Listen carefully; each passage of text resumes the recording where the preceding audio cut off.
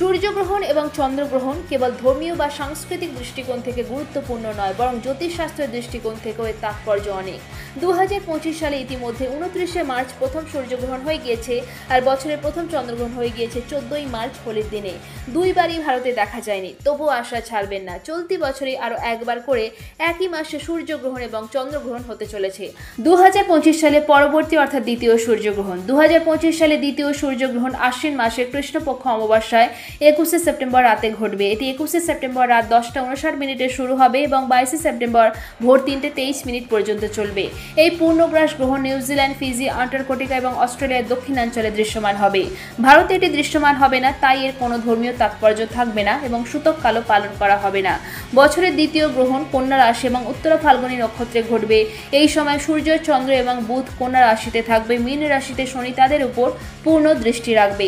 এছাড়া মঙ্গল দ্বিতীয় ঘরে তুলা রাশিতে, ষষ্ঠ ঘরে কুম্ভ রাশিতে, দশম ঘরে বৃহস্পতি এবং দ্বাদশ ঘরে শুক্র ও কেতু অবস্থান করবে।